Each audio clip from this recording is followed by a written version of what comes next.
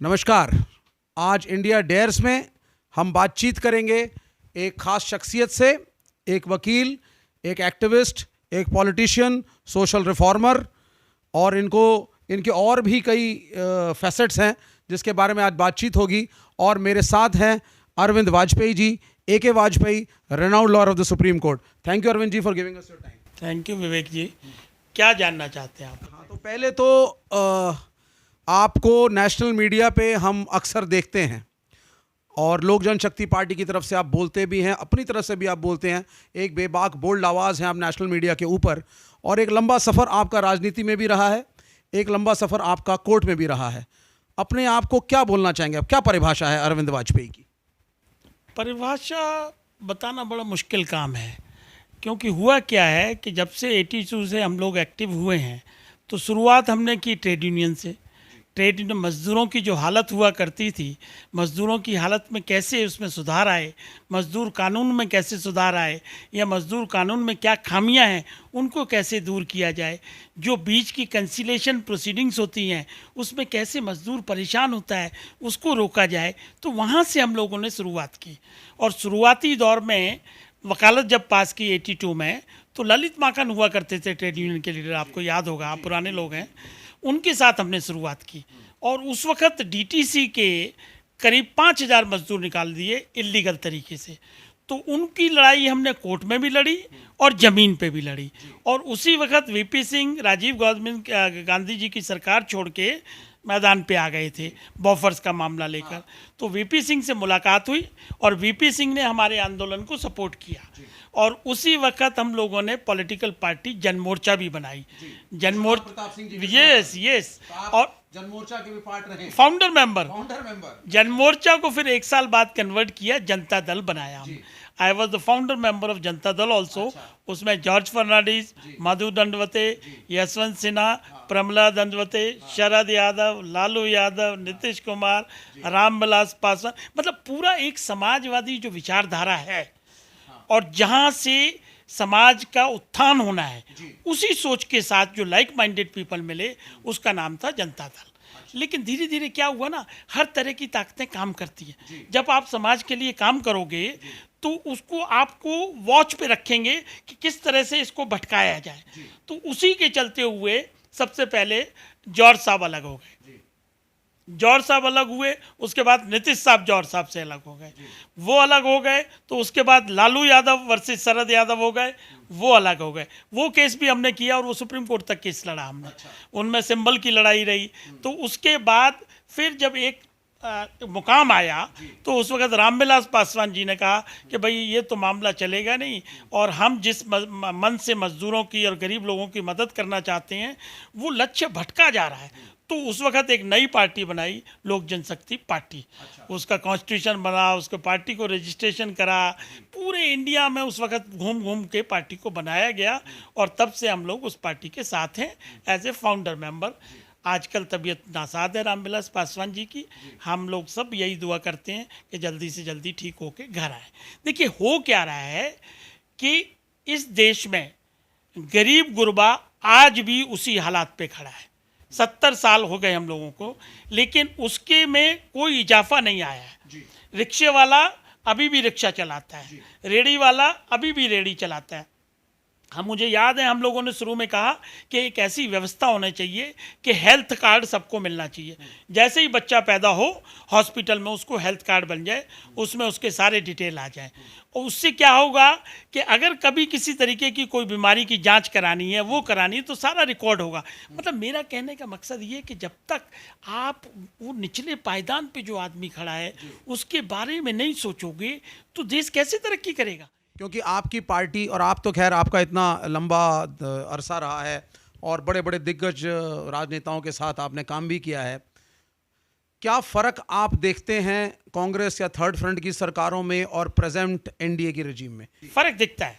जैसे कांग्रेस की सरकारों को अगर देखो आप शुरुआती दौर से, पंडित नेहरू के टाइम से, तो देखिए एक विजन तो उन्होंने दिया और जिसके तहत एक देश का खाका खिंचा और उस खाके पे तैयारी करते करते एक देश एक सीमा तक पहुंचा। लेकिन उसमें एक बुराई रही शुरू से कि वो एक जो अपर क्लास हुआ करता था उसी की इन्वॉल्वमेंट होती थी, और उसकी इन्वॉल्वमेंट होने से करप्शन ज़्यादा हावी हुआ करती थी। देखिए ये वैक्यूम तोड़ा गया। आपको याद होगा चौधरी देवीलाल हुआ करते थे, चौधरी देवीलाल, विश्वनाथ प्रताप सिंह, चंद्रशेखर। जब से ये लोग आए सत्ता में तो इन्होंने लालू यादव, शरद यादव, रामविलास पासवान, इन लोगों को आगे लेके आए। मतलब ये हुआ कि गरीब गुरबा भी सत्ता में आने लगा। वीपी सिंह की वजह से ही शायद बुलाए यस। और जब वो सत्ता में आया तो वो करप्शन की तरफ नहीं गया, वो गरीबों के काम करने की तरफ गया। पॉलिसी ऐसी बनाई कि जिससे गरीब को फायदा हो, अंतिम पायदान पे खड़े आदमी को फायदा हो। और जहाँ तक ये प्रेजेंट सरकार का सवाल है, देखिए करप्शन तो ये समझौता नहीं करते, और इन्होंने कोशिश पूरी की है कि किसी तरह से सब चीज़ें ट्रांसपेरेंट हो जाएं। लेकिन इनकी सरकार के साथ एक दिक्कत है, क्योंकि इन्होंने मैनिफेस्टो बनाया जो कि सारी पॉलिटिकल पार्टी बनाती हैं, और वो जनता के सामने पेश किया कि देखिए अगर हम सरकार में आते हैं तो हम राम मंदिर बनाएंगे, हम 370 हटाएंगे, हम यूनिफॉर्म सिविल कोड लाएंगे, हम जनसंख्या नियंत्रण पे भी कानून लाएंगे। तो अगर जनता ने उन चीज़ों पे मोहर लगा दी तो ये उसको लागू कर रहे हैं, और जब लागू करते हैं तो उससे क्या है कि समाज के सभी वर्गों को कंसेंट ना लेके अगर कानून बनाया जाएगा तो समाज में दूरियां बढ़ती हैं, और वो दूरियों को कैसे पाटा जाएगा, मोदी जी इसके लिए चिंतित हैं। लेकिन सरकार अलग होती है और आदमी व्यक्ति अलग होता है। सरकार संविधान के हिसाब से चलेगी, व्यक्ति अपनी स्वेच्छा से या अपने विजन से काम करेगा। तो जब तक इनका तालमेल पूरी तरीके से नहीं बैठता तो रिजल्ट नहीं आते। ये समस्या थोड़ी कहीं ना कहीं चल रही है, अन्यथा इस सरकार के खिलाफ कोई इस तरह की बात नहीं है, विजन इनका भी। अब आज जब सरकार 100% एफडीआई की बात करती है तो क्या अरविंद वाजपेयी आज भी समाजवादी हैं? बिल्कुल हैं, बाकायदा हैं। उसका लेटेस्ट एग्जाम्पल देते हैं। अभी SC ST का सुप्रीम कोर्ट ने डाइल्यूट किया था एक्ट, आपको मालूम है। रामविलास पासवान जी ने सबसे पहले आवाज़ उठाई, हम दोनों बैठ के डिस्कस किया और सरकार को समझाया कि देखिए आपके लॉ ऑफिसर की ये गलती है, आपके कानून के आर्गूमेंट में ये गलती है, इसलिए इसको फ़ौरन दुरुस्त कीजिए। और सरकार ने बात मानी। तो हम किसी भी गवर्नमेंट में हों, हम लोग आवाज़ अपनी बंद नहीं करते हैं, सही को सही कहेंगे, गलत को गलत कहेंगे। ये पुराना इतिहास आप उठा के देख लीजिए। एक कॉन्क्लेव में मैं गया था और वहाँ पे पासवान जी से एक सवाल पूछा गया कि आपको मौसम विभाग से जोड़ा जाता है कि आपको पहले ही पता रहता है कि कौन सी सरकार सत्ता में आने जा रही है और आप उसी के साथ गठबंधन करते हैं और मंत्री पद भी आपको मिलता है। तो मेरा सवाल क्या है? तो मेरा सवाल यह है कि आप लोगों का असली एजेंडा क्या है कि आप किसी के साथ भी तालमेल कर लेते हैं, तो उससे मतलब आप क्या करना चाहते हैं? अगर आप अपनी क्लास को, अपनी क्लास का मतलब है अंतिम पायदान वाला आदमी, अगर उसको कोई फ़ायदा पहुंचा सकते हैं तो वो आप जब ही पहुंचा सकते हैं आप जब सत्ता का हिस्सा होंगे। अगर आप सत्ता का हिस्सा नहीं हैं तो ना कोई पॉलिसी बनवा सकते हैं, ना कोई बेनिफिट दिलवा सकते हैं। आप सिर्फ आंदोलन कर सकते हैं। आंदोलन करिए, डिमांड करिए, माने जाएं न मानी जाएं ये सरकार के हाथ में होता है।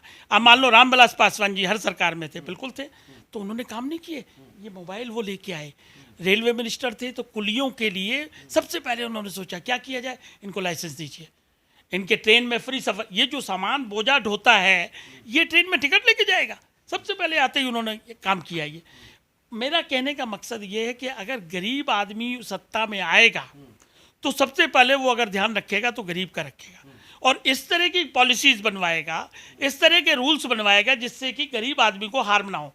अब किसानों का मामला है तो किसानों के मामले में आवाज़ उठानी चाहिए ना, लेकिन हमें नहीं लगता कि कोई जो कानून आए हैं उसमें कोई गलती है।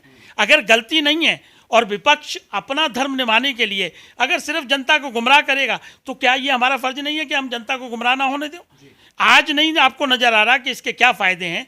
आप याद करिए विवेक जी, कम्युनिस्टों की मुझे पूरी तरीके से याद है, बिकॉज हम भी उनका हिस्सा रहे हैं, कि कंप्यूटर का विरोध कौन करता था? आप ही लोग करते थे। लेकिन ये बताइए, ये हकीकत नहीं है कि आज उससे कितना फ़ायदा है? कंप्यूटर हो या मोबाइल हो या डिजिटल प्लेटफॉर्म हो, ये सब हमारी ज़िंदगी का हिस्सा नहीं बन गए। तो मेरा मकसद कहने का ये है कि चीज़ों को सही संदर्भ में समझना पड़ेगा और राजनीतिक चश्मे से नहीं देखना पड़ेगा।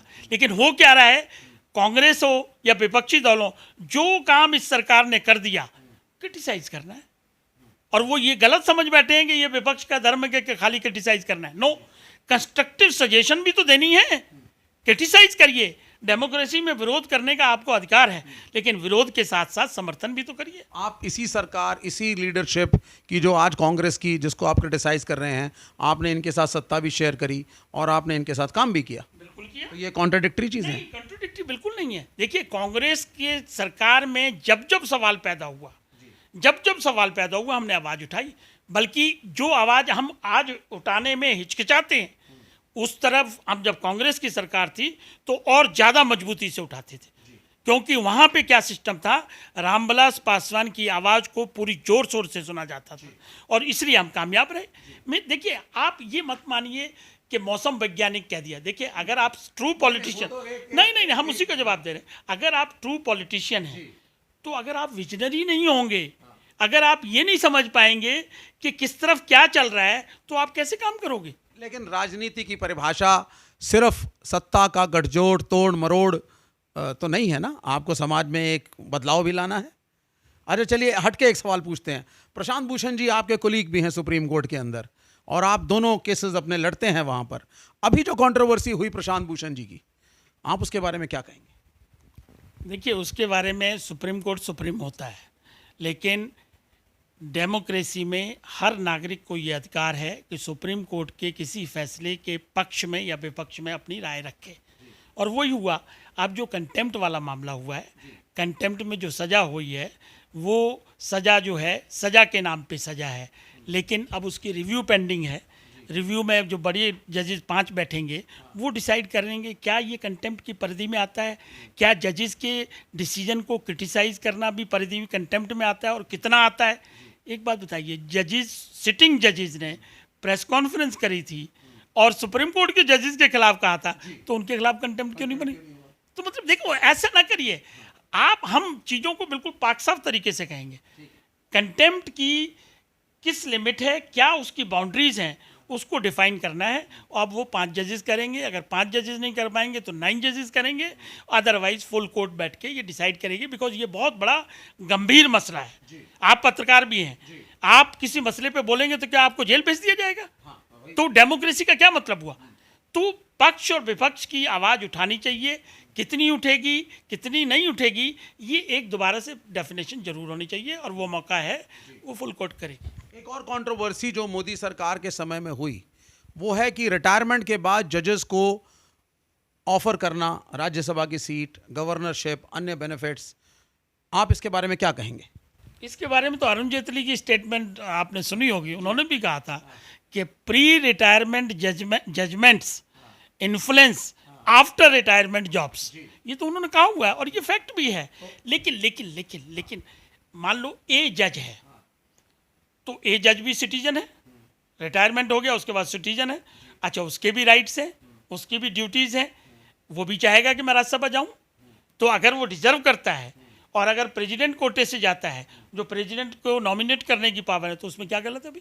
तो क्या कहीं ना कहीं जजमेंट देते हुए पक्षपात नहीं हो जाएगा सरकार के फेवर में? नहीं, जजमेंट तो पहले दी गई ना, जजमेंट पहले दी गई, और ये डिसीजन जजमेंट के बाद का, रिटायरमेंट के बाद का है, तो कैसे कंट्राडिक्टरी है? बहुत से लोगों का और अपोजिशन का खासकर कहना है कि अगर ऐसा होगा तो लॉबिंग शुरू हो जाएगी। नहीं, देखिए, जब जज बैठता है तो जज एक भगवान की तरह होता है। उसके सामने जो फाइल है, वो फाइल के हिसाब से जजमेंट देगा।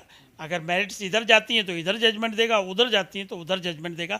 मैं इस बात से सहमत नहीं हूँ कि आप किसी जज को इन्फ्लुएंस कर सकते हैं या परसुएड कर सकते हैं while he is sitting as a supreme court जज, हाई कोर्ट जज और द लोअर जुडिशरी। उस पर हम लोग बिल्कुल कहीं किसी तरह का समझौता नहीं करते। What is the future of Arvind Vajpayee? Future तो देखिए, समाज सेवा करनी है, वो करते रहेंगे, अंतिम सांस तक करेंगे। सही को सही कहेंगे, गलत को गलत कहेंगे, और मजदूर और गरीब गुरबा के लिए फ्री केस लड़ते हैं, फाइनेंशियल मदद भी करते हैं, और जब जहाँ जहाँ ज़रूरत होती है सबसे पहले आवाज़ उठाने के लिए बेझिझक होकर खड़े होते हैं। इतने एक्टिविज्म में आपके परिवार का, बच्चों का क्या रोल है? आपके फैमिली का आपके पीछे? You are very successful and you know it has taken you years to develop and become something. What is their role? देखिए, हम लोग संस्कारी ब्राह्मण हैं, कान्यकुब्ज ब्राह्मण हैं।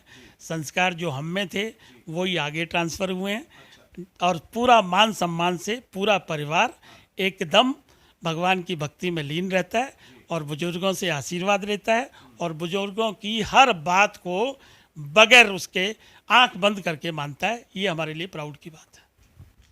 भारत का भविष्य क्या देख रहे हैं? मोदी सरकार कब तक रहेगी? क्या बीजेपी ही सत्ता में रहेगी? What is your prediction?